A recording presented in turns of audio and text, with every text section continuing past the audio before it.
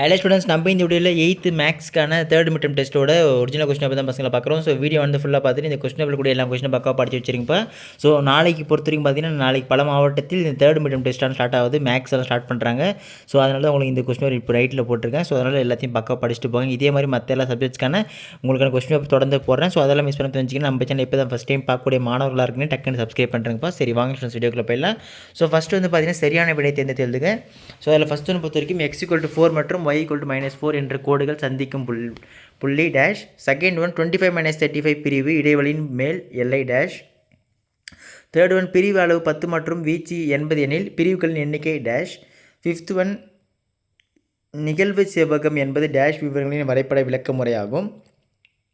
Fifth one உள்ளடக்கிய தொடர் ஒரு டேஷ் தொடர். சிக்ஸ்த் ஒன் ஒரு குறிப்பிட்ட குறியீடு மொழியில் ஃபோன் என்ற வார்த்தை SKRQH என மாற்றி குறியீடு செய்யப்பட்டுள்ளது எனில் ரேடியோ என்ற வார்த்தையை எவ்வாறு குறியீடு செய்யலாம்.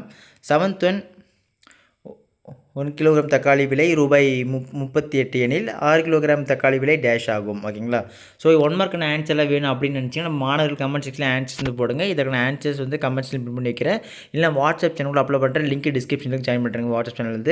ஸோ நெக்ஸ்ட் வந்து பார்த்தீங்கன்னா 2 மார்க்ஸை பொறுத்த வரைக்கும் ஏதேனும் 5 வினாக்களுக்கு மட்டும் விடை அளித்த போதுமா. 14வது மட்டும் பார்த்தீங்கன்னா கம்பல்சரி கொஸ்டின், அதாவது கட்டாய வினாவாக இருக்கக்கூடியது. 8th பொறுத்த வரைக்கும் 7 சென்டிமீட்டர் நீளமும் 4 சென்டிமீட்டர் அகலமும் கொண்ட செவ்வகத்தின் பரப்பளவு காண்க. 9th 25 குடும்பங்களிலும் குழந்தைகளின் எண்ணிக்கை கீழே கொடுக்கப்பட்டுள்ளது. இதனை தொகுக்கப்படாத நிகழ்வின் பரவல் அட்டவணையில் குறிக்க.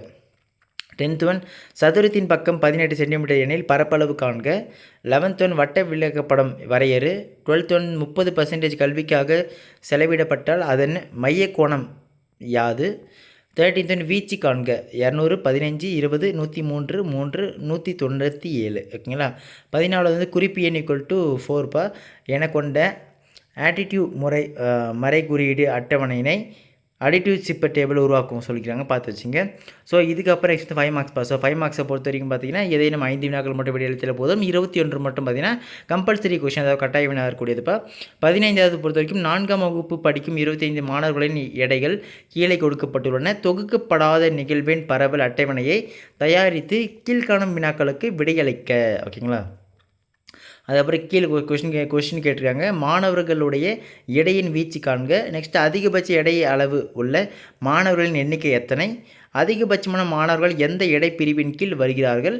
குறைந்த எடை உள்ள மாணவர்களின் எண்ணிக்கை யாது. ஓகேங்களா? ஸோ பார்த்து வச்சுங்கப்பா.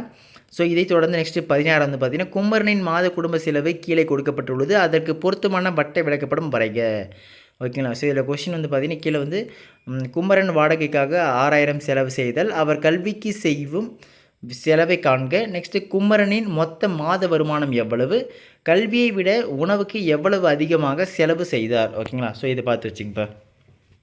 ஸோ இதுக்கப்புறம் நெக்ஸ்ட் வந்து பார்த்தீங்கன்னா 17th ஒரு வகுப்பில் உள்ள 40 மாணவர்களின் மொத்த மதிப்பெண் பரவல் கீழே கொடுக்கப்பட்டுள்ளது. அதற்கு நிகழ்வு செவ்வகம் வரைக. ஓகேங்களா? ஸோ இது மாற்றி வச்சுங்கப்பா. நெக்ஸ்ட்டு 18வது பொறுத்த வரைக்கும் கோடிட்ட இடத்தை நிறுவகப்பா. ஸோ குறியீடு 3இல் கொடுத்துள்ள அட்பாஸ் முறை குறியீடு சொல்கிறாங்க, அதாவது அட்பாஸ் பேர் பயன்படுத்தணுமா. ஸோ இது மாற்றி வச்சுங்க. GZNRO என்ன வரும். ஸோ VMTORHS என்ன வரும். ஸோ அப்படின்றத நம்ம பசங்க பார்த்து வச்சுங்க. ஸோ நெக்ஸ்ட் 19th வந்து பார்த்திங்கன்னா பின்வருவனற்றுள் பொருட்களை வாங்குவதற்கான சிறந்த வழியை காண்க. 175க்கு 5 இனிப்பு கட்டிகள் அல்லது 114க்கு 3 இனிப்பு கட்டிகள். ஸோ இது கரெக்ட் பார்த்து வச்சுங்க. நெக்ஸ்ட் 20 வந்து கீழ்வருவனவற்றை சரியான குறியீடுகளும் பொருத்தவும். A=00 வேல்யூ, Z=25 வேல்யூ கொடுத்துருக்காங்க. ஸோ இந்த மேத்தமெட்டிக்ஸ்க்கான வார்த்தைகள் எண் வந்து கரெக்டாக இருக்கா அப்படின்றத நம்ம பசங்க வந்து கரெக்டாக செக் பண்ணிட்டு கரெக்டாக இது பண்ணி வச்சுங்கப்பா. ஸோ நெக்ஸ்ட்டு 21 பார்த்தீங்கன்னா பின்வரும் பொருட்களை வாங்குவதற்காக புதிய அடுமனை மற்றும் இனிப்பு தயாரிப்புகளின் சிறப்பு சலுகை விலையில் வாங்கினால் மொத்தமாக நீங்கள் செலவழிக்கும் தொகை எவ்வளவு. 1/2 கிலோ லட்டு, 1 கிலோ கட்டிகை கேக்கு, 6 ரொட்டி துண்டுகள். ஓகேங்களா? ஸோ இது கீழே கொடுத்து வச்சுருங்க, பார்த்து வச்சுங்கப்பா. ஸோ இதுக்கப்புறம் நெக்ஸ்ட் வந்து ஜாமெட்ரி கிராஃப் இருக்கும். ஸோ அது ரெண்டுத்தையும் பார்த்து வச்சுங்க, எது உங்களுக்கு ஈஸியாக இருக்கோ. ஸோ அதை நம்ம பசங்க பார்த்து வச்சுங்க. ஓகேங்க? இவ்வளோ ஸ்டூடெண்ட்ஸ் உங்களுக்கு கொஸ்டின்ஸ் எல்லாம் படித்து வச்சுருக்கீங்க. இதே மாதிரி மற்ற எல்லா சப்ஜெக்ட்ஸ்க்கான கொஸ்டின் பேப்பர்லேருந்து தொடர்ச்சி வீடியோ போகிறேன். இன்னொரு முக்கியமான டவுட் வரும், ப்ரோ இந்த கொஸ்டின் பேப்பர் மட்டும் நாங்கள் அப்படியே படிச்சுட்டு போட்டோம்னு கேட்பீங்க. தெளிவாக சொல்லியிருப்பா. ஸோ ஒவ்வொரு மாவட்டத்தில் உள்ள பள்ளிகளுக்கும் ஒவ்வொரு விதமான கொஸ்டின் பேப்பரான எடுப்பாங்க, உங்களுக்கு தெரியும். ஸோ அதனால் இந்த ஒரு சில டிஸ்ட்ரிக்ட்டுக்கு இந்த கொஸ்டின் பேப்பர் அப்படியே வர வாய்ப்பு இருக்குது. மற்ற சில மாவட்டங்களை பொறுத்தவரை இந்த கொஸ்டின் பேப்பரில் இருந்தும் ஒரு சில கேள்விகள் மட்டும் கேட்கப்பட வாய்ப்பு இருக்குது. ஸோ இந்த கொஸ்டின் பேப்பரை ஒரு இம்பார்ட்டன்ட் கொஸ்டின் பேப்பரை வச்சு நம்ம பசங்க இதில் இருக்கக்கூடிய எல்லா கொஸ்டினும் வினாக்களும் நல்லா படிச்சிருங்க. சரிங்களா? அடுத்ததில் தொடர்ந்து பார்க்கலாம்ப்பா. மிஸ் பண்ணுறாதீங்க. Tata, bye by.